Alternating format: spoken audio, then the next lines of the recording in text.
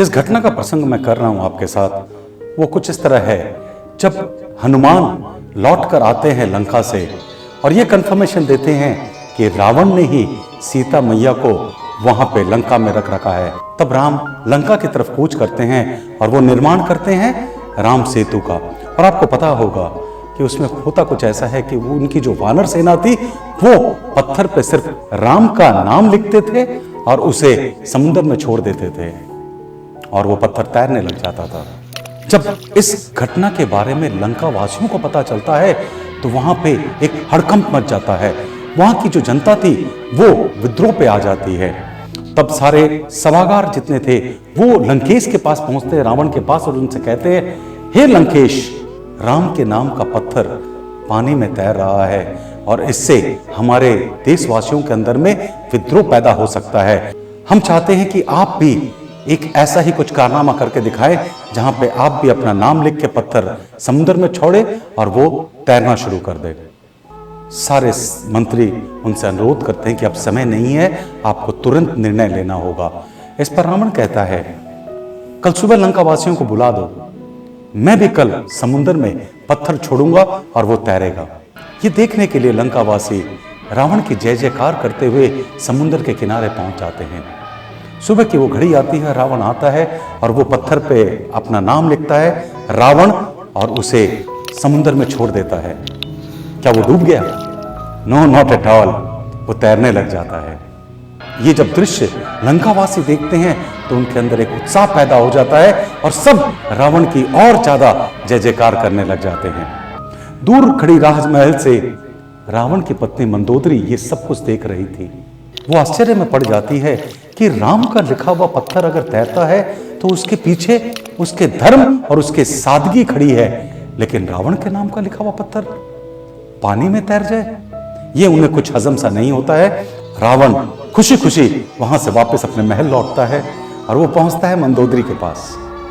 मंदोदरी उनकी आरती के साथ उनका स्वागत करती है और उनसे कहते हैं कि हे राजन, ये आपका नाम का पत्थर तैर गया, ये बहुत खुशी की बात है, लेकिन इसके पीछे का रहस्य क्या है, कृपया मुझे बताएं। रावण कहता है कि मंदोदरी, तुमसे क्या छुपाना। और वो कहते हैं कि मैं समुद्र तट पे गया और उस पत्थर पे अपना नाम लिखा रावण, लेकिन पत्थर को छोड़ने के पहले 5 सेकंड मैंने उस पत्थर से कहा कि तुझे राम की कसम अगर तू डूब गया तो। और रिजल्ट क्या हुआ वो आप सबने देखा, वो पत्थर तैरने लग गया। दोस्तों, मैं यहां पे आपको समझाने की कोशिश कर रहा हूं कि अगर 5 सेकंड का एक सकारात्मक विश्वास रावण के मन में भी राम के प्रति आ गया तो उसका चमत्कार आप सबके नजरों के सामने है। अब अगर इस सकारात्मक विश्वास की मैं बात करूं, अगर आपके अंदर आ जाए उसके प्रति, तो मैं दावे के साथ कह सकता हूं कि आपका जीवन भी खुशहाली के साथ इस जीवन रूपी समुद्र को पार कर पाएगा।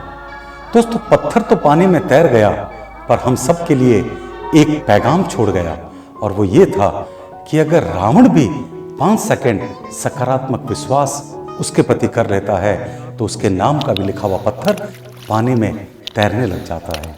मैं आपसे कहता हूं कि अगर आप 10 मिनट के लिए अपने किसी दुश्मन के प्रति सकारात्मक सोच बना ले तो क्या ये आपकी दुश्मनी खत्म नहीं हो जाएगी? कोर्ट में केस चलने वाले 2 भाई एक बार एक पल के लिए सकारात्मक सोच के साथ सोचें कि मैं किसके साथ केस लड़ रहा हूं, अपने स्वयं के भाई के साथ, एक ही मां के जने हुए 2 लाल, और आपस में कोर्ट में खड़े हैं। अरे दोस्त, बड़ा भाई पिता के समान होता है और छोटा भाई बेटे के समान होता है। अरे क्या फर्क पड़ता है कि 2 रुपए कम आए या ज्यादा आए। अरे ये तो सोचो दोस्तों कि घी तो गिरा पर कहां, अपने घर की थाली में ही क्या फर्क पड़ता है, किसी के हिस्से में थोड़ा ज्यादा आया और किसी के हिस्से में थोड़ा कम आया। संतोष और सब्र इंसान को बहुत ऊपर ले जाता है। ये संतोष रखना बहुत आवश्यक है और इसी के लिए मैं कहता हूं कि सकारात्मक विश्वास होना अनिवार्य है। राम ने कहा था, कोई फर्क नहीं पड़ता कि मैं राजा बनूं या भरत, कोई भी राजा बने, सारे भाइयों को राज सुख भोगने का अवसर मिलेगा। काश हमारी सोच भी बदल जाए तो ये कोर्ट के केस खत्म हो जाए और फिर से प्रेम मोहब्बत के द्वार खुल जाएंगे। मैं आपसे निवेदन करूंगा यहाँ पर कि एक बार पुनः सोचिए कि आपको सकारात्मक सोचना चाहिए या नकारात्मक सोचना चाहिए। और अगर आपने तय कर लिया है तो अपने आप को जवाब दे दें कि आप कौन से सोच का मालिक बनना चाहते हैं, सकारात्मक सोच या नकारात्मक सोच।